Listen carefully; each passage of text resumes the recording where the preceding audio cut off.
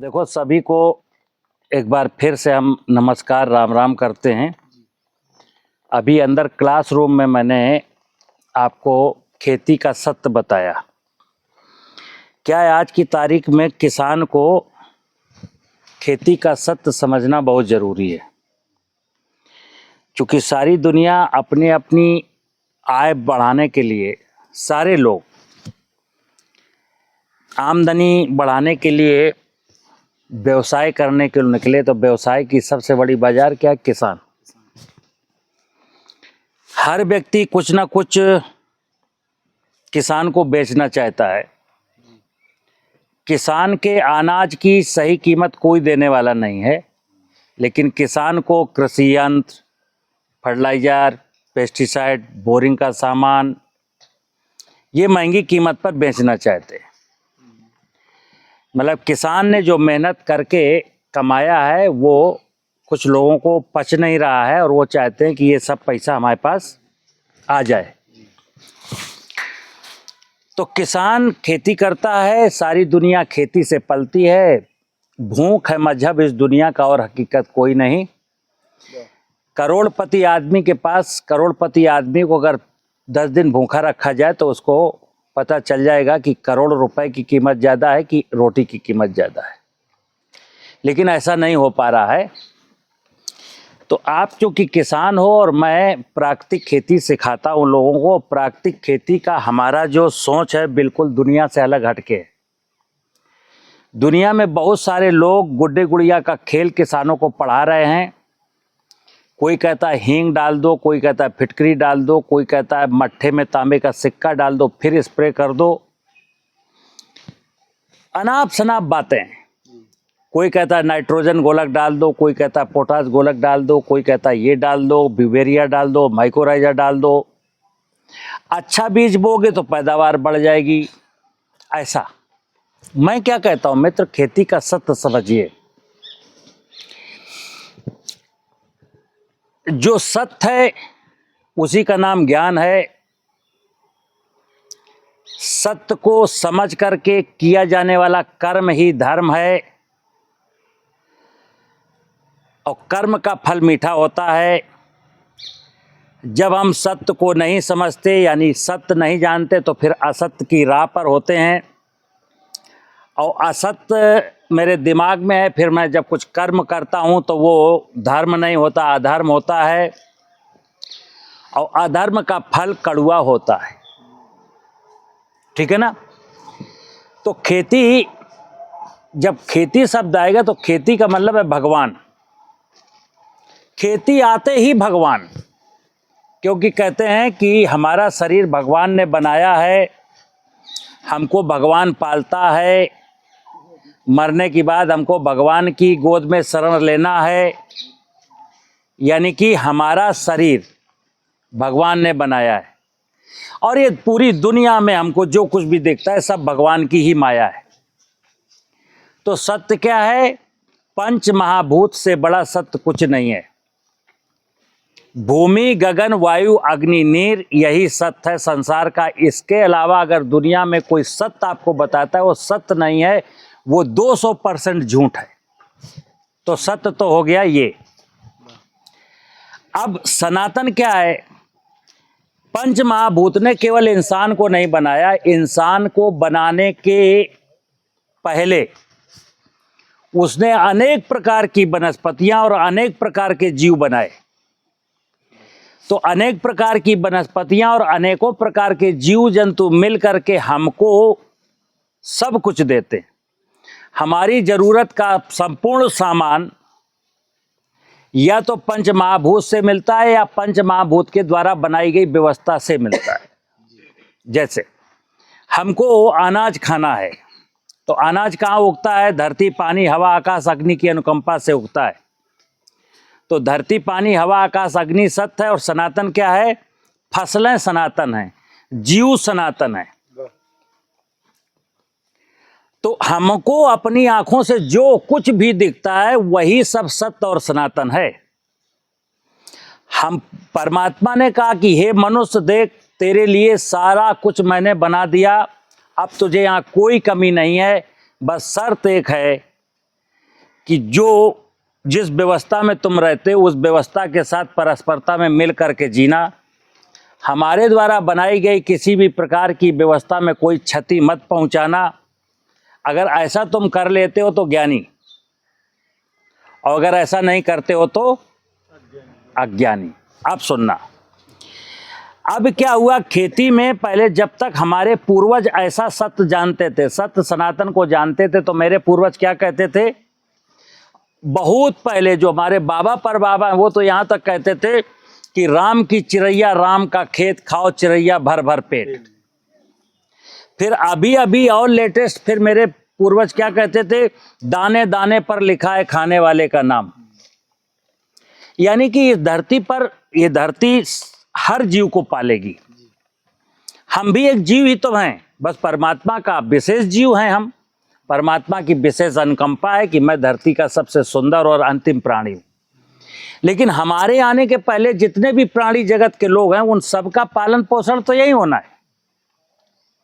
भाई चिड़िया क्या खाएगी, ठीक है ना, खरगोश क्या खाएगा, बकरी क्या खाएगी, हिरन क्या खाएगा, लोमड़ी क्या खाएगी। तो हर जीव को यह धरती ही पालती है, तो धरती सबको पालती है। इसलिए हमारा धर्म ये बनता है कि सबको पलने दो। सर्वे भवन्तु सुखिनः सर्वे सन्तु निरामया। हम ईश्वर से प्रार्थना करते हैं कि धरती के सभी प्राणी सुखी और निरोगी बने रहें। तो खेती में करना क्या है, जैसा कि मैंने अंदर बताया कि खेती की सही समझ कहती है कि बीज मैं धरती में बोऊंगा तो धरती फर्टाइल होनी चाहिए।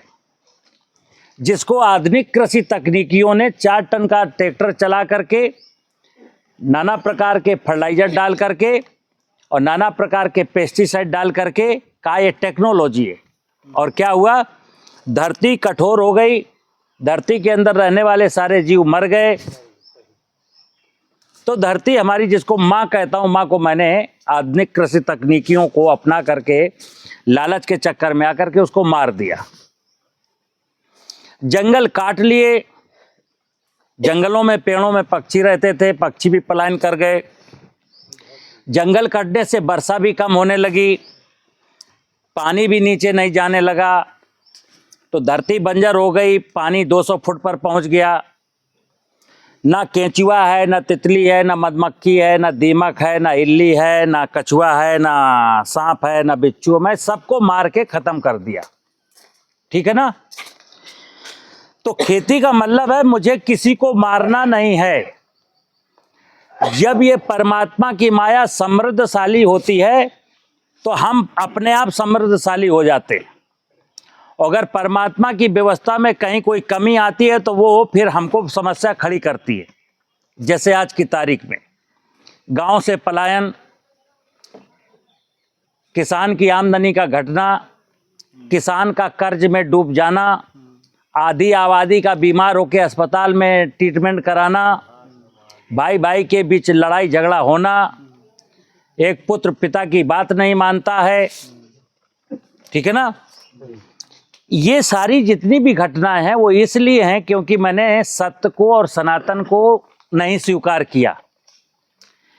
तो हमने पहले अंदर क्लासरूम में बोला जो किसान को करना है प्राकृतिक खेती में, तो प्राकृतिक खेती का एक सबसे बड़ा वो है कि हम अपनी जमीन को जिंदा बनाएं। किसको?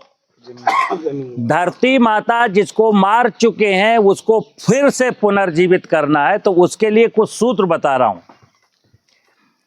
एक तो ये जीवामृत है आपके सामने, अभी जीवामृत हम सबको दिखाएंगे। ये हम वर्ष 2009 से लेकर के 2013 के बीच में जंगल घूमे। जैसे एक रहीमदास जी का दोहा है, रहीमन बिरवा खेत में सींचे ते कुम्हलाए, रहे भरोसे राम के पत्थर पर हरियाए। यानी जंगल में कुछ तो ऐसा है कि जंगल में किसी भी वनस्पति को ना कोई पानी देता है, ना कोई फर्टिलाइजर देता है, ना कोई बीमारी लगती है, ना कोई कीड़ा लगता है। जंगल की हर वनस्पति मुस्कुराती है। और हम अपने खेत में जब फसल बोते हैं तो फर्टिलाइजर डालते हैं, पानी लगाते हैं, खरपतवार मारते हैं, कीड़ा मारते हैं, बीमारियों को नष्ट करते हैं, उसके बावजूद भी हमको लाभ नहीं मिलता। तो मैंने कहा धरती को जिंदा करना है, तो धरती को जिंदा करने के लिए दो चीज़ों की ज़रूरत होती है। एक तो जैसे मेरे हाथ में ये है, मैंने अंदर भी बताया, मल मूत्र और फसलों के अवशेष, इसको कार्बनिक पदार्थ कहते हैं। ये मेरे हाथ में जो इन्हीं पेड़ों की पत्तियां, इसको कार्बनिक पदार्थ कहते हैं। अगर ये पत्तियां गाय खा ले, गोबर कर दे, तो उसको भी कार्बनिक पदार्थ कहते हैं। जमीन में जितना अधिक से अधिक कार्बनिक पदार्थ आप दे सकते हैं, बचा सकते हैं, उतना अधिक से अधिक कार्बनिक पदार्थ देना है। अंदर मैंने बोला कि 1 हेक्टेयर मिट्टी का वजन 20,000 कुंटल होता है। अगर 1% जीवांश कार्बन जमीन में करना हो तो 200 कुंटल कार्बन होना चाहिए। 200 कुंटल कार्बन होगा तो 200 कुंटल कार्बन करने के लिए हमको 350 कुंटल एक कार्बनिक पदार्थ मैनेज करना पड़ेगा। एक दिन में नहीं होगा, 4 साल में, 5 साल में अवश्य होगा। जब कार्बन आ गया तो ये कार्बन देखिए, कार्बन ही रहेगा। इसको सड़ाने वाले जीव जो पेस्टिसाइड डाल के मैंने मारे हैं, जब मैं किसी कीड़, दीमक को, वाइट ग्रब को, निमेटोड्स को मारने के लिए खतरनाक पेस्टिसाइड डाला जमीन में, तो ये जो जीवाणु हैं, ये वाले, ये पानी में, लिक्विड में, जंगल की मिट्टी से लाए थे, पानी में डाल के इनको प्रोपोगेट किया। यही जीवाणु मैं आप सबको दूंगा, जिसको ले जाना हो सब लोग ले जा सकते हैं। ये जीवाणु जब होंगे, जैसे ये कार्बनिक पदार्थ को अगर नमी ना मिले और ये जीवाणु ना हो तो ऐसे ही रखा रहेगा 10 साल तक। लेकिन अगर ये भीग जाए, भीगेगा कब? बारिश में। बारिश का सीजन हो, बारिश के सीजन में तो जो भी खेत में पड़ा है कार्बनिक पदार्थ वो भीगना ही भीगना है। और उस समय ये जीवाणु भी हो जो जमीन में पाए जाते थे कभी, तो इस चीज को पचा देंगे, यानी गला देंगे, सड़ा देंगे, ह्यूमस में कन्वर्ट कर देंगे। और कुछ जीव जब मरेंगे तो उनसे जीवांश निकलेगा। अंदर मैंने बोला वेद का सूत्र है, जीव है जीव आहार। सारे संसार में, सारे भूमंडल में जीव ही जीव का भोजन है। सारे जीव वनस्पतियां खाते हैं, और वनस्पतियां क्या खाती हैं? जीवों का अंश खाती हैं। वनस्पतियां किसी जीव का शिकार नहीं करती। लेकिन जब जीव नेचुरली मर जाता है, कोई भी जीव, सूक्ष्म जीव, केचुआ हो, मेंढक हो, सांप हो, आदमी हो, कुत्ता हो, बिल्लू हो, बिल्ली हो, जब जीव मरेगा तो जीव से जो जीव द्रव्य निकलेगा वो फिर वनस्पतियां खाती हैं। समझना। तो मेनली, मुख्य रूप से जो कुदरत का जो सिस्टम है कि वनस्पतियों को हम खाएंगे, मेरे मरने के बाद हमको वनस्पतियां खाएंगी, इस सिस्टम को मैंने रोक दिया। कैसे? जमीन के सारे जीव ही मार डाले, तो कार्बन छूट गया खेत में, कार्बनिक पदार्थ, फसल काटी, अब उसको कोई सड़ाने वाला नहीं है। जैसे मैंने अंदर एक और उदाहरण दिया कि 40-50 साल पहले हर व्यक्ति शौच क्रिया के लिए सुबह लोटा लेके जाता था, अगले दिन फिर वहीं जाता था, तो क्या देखता था कि कल का जो मल था वो मिट्टी बन गया। आज भी आप जाते हो, आज आप देखते हो कि वो मल मिट्टी नहीं बना, धीरे धीरे सूख गया, सूखने के बाद पता नहीं कहाँ चला गया, किसी के पैर वैर से कुचल करके इधर उधर हो गया। मेरी आंखें देख रही है ना, 40 साल पहले देखते थे कि ये मल मिट्टी बन जाता है, आज देख रही हैं कि सूख जाता है। तो ये दृश्य दिमाग में जाना चाहिए, दिमाग को सोचना चाहिए कि यार ये क्या हुआ। जो मल, जो गोबर पहले 24 घंटे में मिट्टी बनता था, आज ये सूख जाता है, तो उसका मतलब हुआ कार्बनिक पदार्थ सड़ता नहीं है, सड़ता नहीं है। इसीलिए जमीन में 1% ह्यूमस होना चाहिए, आज 0.3% रह गया, क्योंकि वहां कुछ सड़ता ही नहीं है। तो जमीन में जब ह्यूमस कम हो गया तो क्या हुआ? फसलों की पैदावार कम होने लगी, तो यूरिया बेचने वाले, डीएपी बेचने वाले, पोटास बेचने वाले, ऐसे लोग आगे आ गए। फिर जमीन में जब इम्बैलेंस हुआ, ट्रैक्टर चला, जीवाणु मर गए, तो फसलों में कुछ रोग आए। रोग इसलिए आए क्योंकि जमीन में जो निगेटिव पैथोजन है, बीमारी फैलाने वाले, वो नहीं नष्ट हुए, पॉजिटिव सब नष्ट हो गए। तो वो जो निगेटिव पैथोजन थे जो किसी फसल में बीमारी फैलाते थे, उनको कंट्रोल करने वाली सेना खत्म हो गई, तो इसलिए बीमारियां लगती। तो फिर मैं फंजीसाइड डालता हूं। खेतों के मेड़ों पर खड़े हुए जामुन के, शीशम के, बरगद के, पीपल के, महुआ के पेड़ कट गए, इसलिए चिड़ियां नहीं है, इसलिए मेरी फसलों में इंसेक्ट लगते हैं। चिड़ियां इंसेक्ट को कंट्रोल कर लेती थी।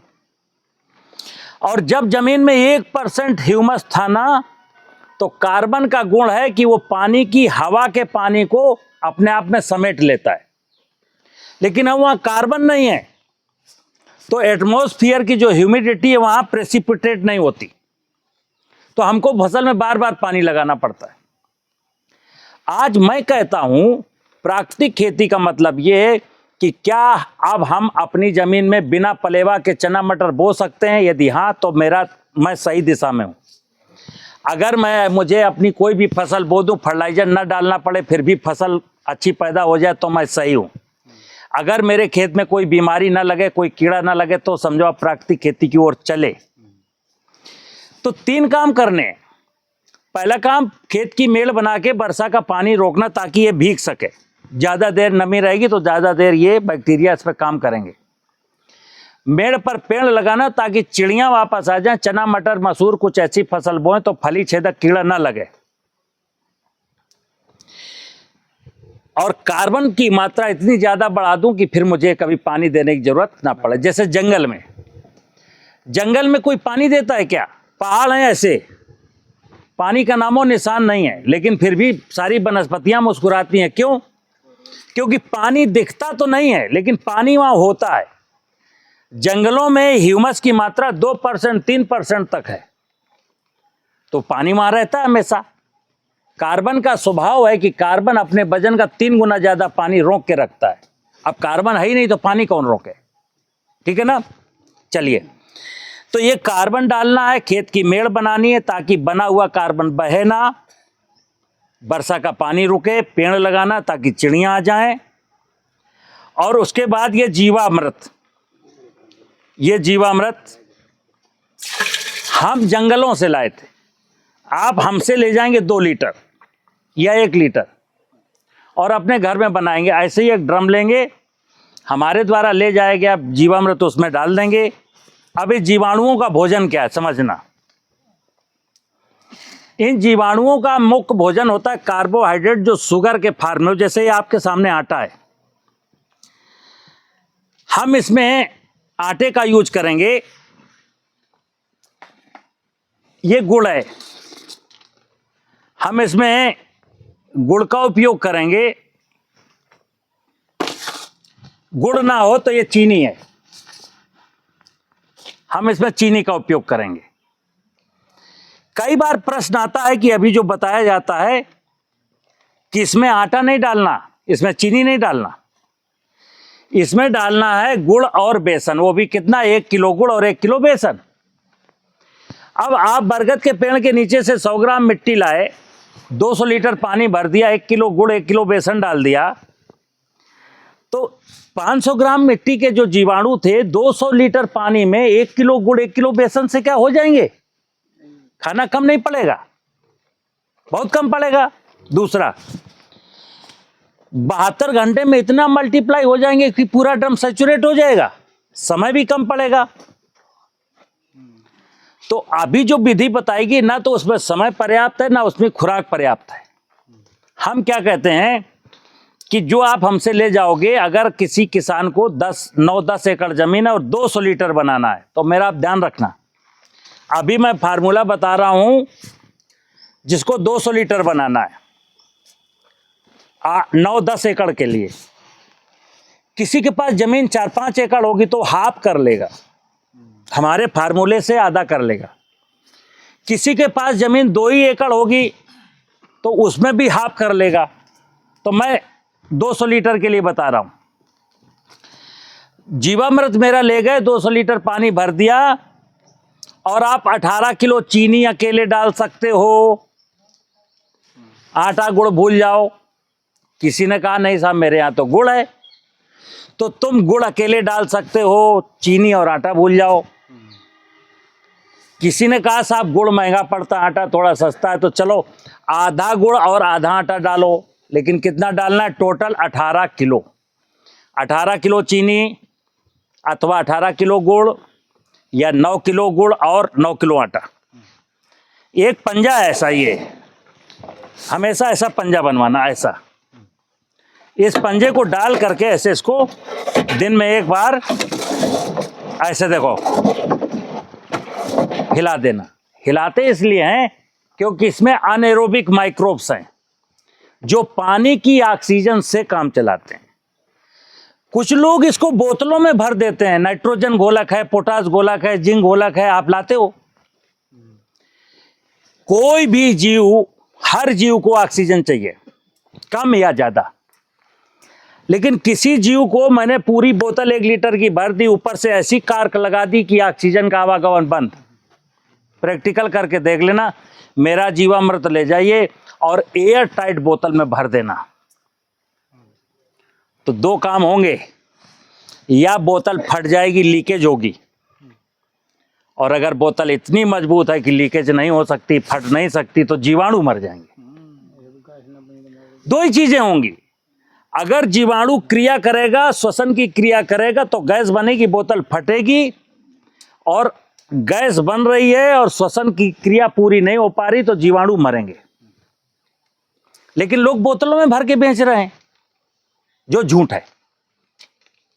जीवाणु को कभी भी ऐसे नहीं रखा जा सकता। अन्यथा लैब में जब हम जीवाणु का कल्चर बनाते हैं तो एक फ्लास्क में बैक्टीरिया जिसमें संवर्धन करते हैं तो उसमें रुई लगाते हैं।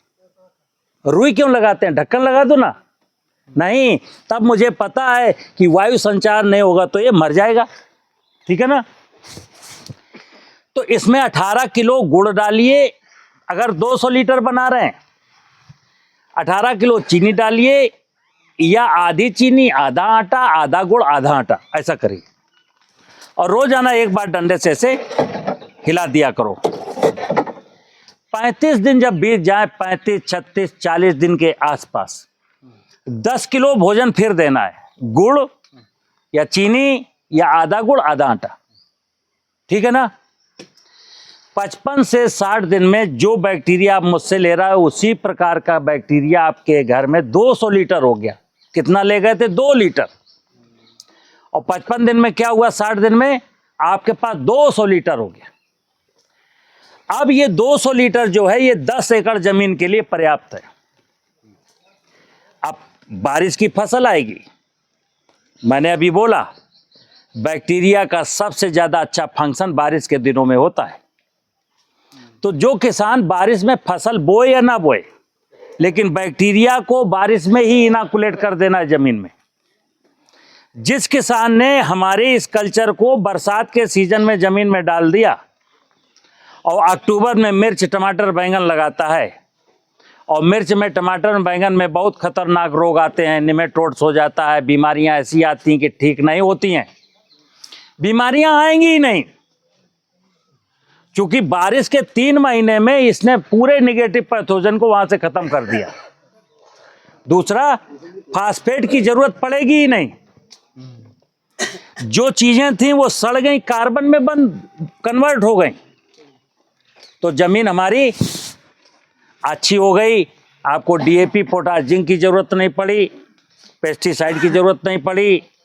अब जब फसल काटेंगे तो भोजन में टेस्ट वैल्यू आएगी, उसमें पौष्टिकता बढ़ेगी। क्योंकि ध्यान रखना, हमारी प्रत्येक खुशियां जमीन की फर्टिलिटी पर निर्भर है। अगर जमीन आपकी फर्टाइल है तो आप फर्टाइल हो, जमीन आपकी खुश है तो आप खुश हो, जमीन आपकी स्वस्थ है तो आप स्वस्थ हो, जमीन आपकी धनाढ़ है तो आप धनाढ़ हो। लेकिन धरती माता बीमार है, धरती माता खुश नहीं है, धरती माता रो रही है, तो आपके आंसू पहुंचने वाला कोई नहीं। इसलिए हमें इन किन प्रकार धरती को उपजाऊ बनाना है। और धरती को उपजाऊ बनाने के लिए मेड़ बनानी पड़ेगी, पेड़ लगाने पड़ेंगे, कार्बनिक पदार्थ डालना पड़ेगा, जलाना नहीं है, और जीवामृत बना के बरसात के दिनों में डालना पड़ेगा। ठीक है ना? नमस्कार।